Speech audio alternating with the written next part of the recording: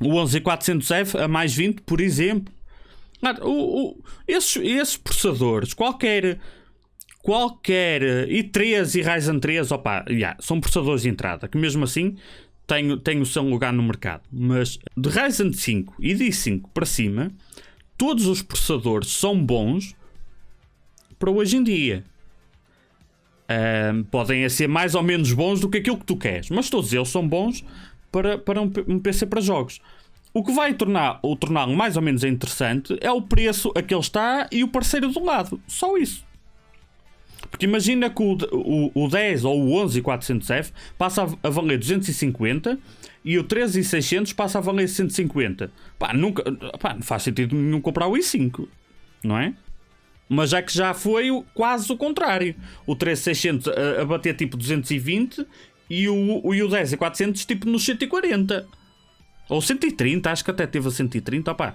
A diferença era descomunal. A diferença de um para o outro dava para a motherboard, quase. Ou em alguns casos dava para a motherboard. Aí, percebes? E então é isso que temos de estar atentos. Por exemplo, o 11400 é top. Tens que ver ao preço da motherboard. Equacionar o preço da motherboard. Tu vais querer comprar uma B460, uma B460 que te deixa desbloquear o consumo de energia, que são praticamente todas. Existem aí algumas bizarras que não aguentam quase nada. A VRM é extremamente fraca, ainda que para um i5 praticamente todas aguentam o que tem que aguentar, só mesmo aquelas mais fraquinhas. O Hardware Unbox testou muito recentemente uma pilha delas, exclusivamente no que diz respeito a VRM. Passem no canal dele, fez um trabalho excepcionalmente bom, como sempre. E mesmo com i5s, há ali umas bordezinhas que são uma vergonha. Dependendo do preço, até podem ser bordes boas, mas que mesmo para o i5 não aguentam muito bem. É a diferença entre o processador correr a 3.2 ou 3.3 ou 3.4 e correr tipo a 4.4 ou 4.3. É uma diferença muito grande, na pior das hipóteses, apenas mudando a motherboard. E algumas motherboards ativam automaticamente esse turbo mais alto, outras vêm pré-definido para consumir menos, mas desde que tenha a opção está tudo bem, que a pessoa vai lá e muda. Carrega em 2 botões e muda. A cena é que é preciso ver se ela aguenta. Eu não sei se ele testou as duas Prime. Há uma das Prime que eu me recordo que se comportou muito mal. Esta S-Rock também, óbvio, que não aguentam um chaveiro. Esta também não aguentam nada. E eu acho que a board mais barata que se começou a portar bem, ou seja, já começar a aguentar um i5, o 11600K com o turbo máximo dele, ultrapassando o TDP, acho que foi esta. Se bem me recordo, foi esta. E por exemplo, esta aqui, a Bazooka, já foi extraordinariamente boa.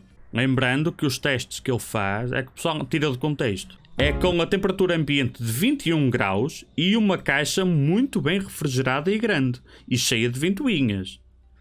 É que o pessoal depois avança aos vídeos, depois mete uma caixa toda fodida, está um calor do caralho dentro de casa, não estão 21 graus, estão 29 ou 30. Não é uma caixa, uma 5000 da Corsair com ventoinhas em todo lado. É uma caixa sem entrada a dar à frente com 2 ventoinhas que mal se mexem. E depois, o que é que se passa? O que é que se passa é que essa VRM está ao Deus me livre. Mesmo com 11400, se desbloquear o Power Limit, a Asus Prime não se aguenta. A VRM bate 100 graus. Esta energia aqui, em watt, é do PC inteiro. Mas era exatamente estas questões que eu estava a alertar na altura. Cuidado aí com os Power Limit, porque mesmo em processadores e motherboards que não são pensadas para overclock, tu tens situações onde ter ou não Power Limit, ou em que medida, pode e vai fazer uma diferença grande no desempenho e vai fazer uma diferença grande também na quantidade de refrigeração que tu precisas, tanto para o processador como para a VRM. Ou qual motherboard escolher por causa da VRM. E se vis, por exemplo, no 11400F, que é o que estamos a ver aqui, sem o Power Limit, que ele fica a 4.155, não é? A VRM passou de 100 graus.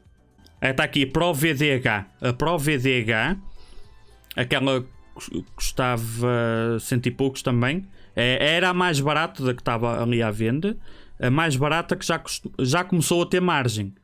Por exemplo, manteve o processador a 4.2, a VRM 60 graus. O 11700, sem Power Limit, Mas tens aqui, por exemplo, esta board que diz Stock 65W. E tens aqui a Tomahawk que não diz nada. Isto acontece porquê? Como eu já tinha explicado da outra vez. Por exemplo, nesta motherboard, se tu não carregares em botão nenhum, isto pode mudar de BIOS para BIOS. Se tu não fizeres nada, meteres o processador e arrancares, ela vai limitar o processador a 65W. Mas vai trabalhar, se chegar àquele consumo de energia, ela vai bloquear o processador nesta frequência. Agora, se ele trabalhar a 50% e consumir na mesma 65W, se o processador estiver a trabalhar a 50% para chegar aos 65W, se calhar já consegue trabalhar tipo a 3.8, por exemplo. Mas ela não deixa passar de 65. Por exemplo, aqui na Tomahawk não diz nada. Porquê? Porque o automático da board, sem tu carregares em botão nenhum, ela já vai fazer com que o processador trabalhe a 4.4. E esta é a grande diferença, que antes não costumava ser assim tão drástica. Quando tu compravas um processador Intel e uma board Intel, tudo bloqueado, não costumava haver grandes diferenças. Atualmente há. Tu dás carga no processador. Tudo bem que aqui é uma situação mais extrema com o Blender, mas há uma situação de 100% de carga no CPU, onde tu tens exatamente o mesmo processador, exatamente o mesmo chipset, e numa board o processador trabalha basicamente a 3.0 e na outra board trabalha a 4.4. Isto é quase como comprares um processador acima. Fiquem atentos a isto. Quando virem num PC pré-montado, fiquem atentos. Se não disser chateiem, perguntem qual é a motherboard. Porquê? Porque se tu colocas e pagas mais um 11600K numa motherboard que, número 1, te limita automaticamente ao TDP, ou não limita, mas não aguenta, tu compraste o processador acima, mas se calhar outra pessoa vai comprar uma motherboard 20 euros mais cara, vai meter o processador abaixo e o clock vai ser mais alto. Nessa situação, a pessoa que trouxe o processador mais barato e mais fraco, na prática está a ter mais desempenho, porque a motherboard permite manter clocks constantemente mais altos. Claro, também tens que ter refrigeração que acompanhe, não é? E outra coisa, os clocks são todos diferentes. Por exemplo, colocas esta S-Rock.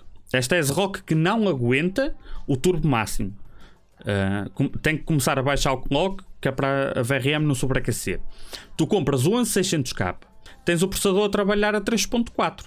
E o artista que comprou o 11400, que é um processador inferior, colocou-lhe uma motherboard só um bocadinho mais cara, por exemplo a MSI B560 Pro VDH, ativou a opção, se não a ativar automaticamente, ativou a opção e está a 4.2. Tu compraste um processador e ele utiliza a 4.2 e tu compraste o processador caro, utilizas a 3.4.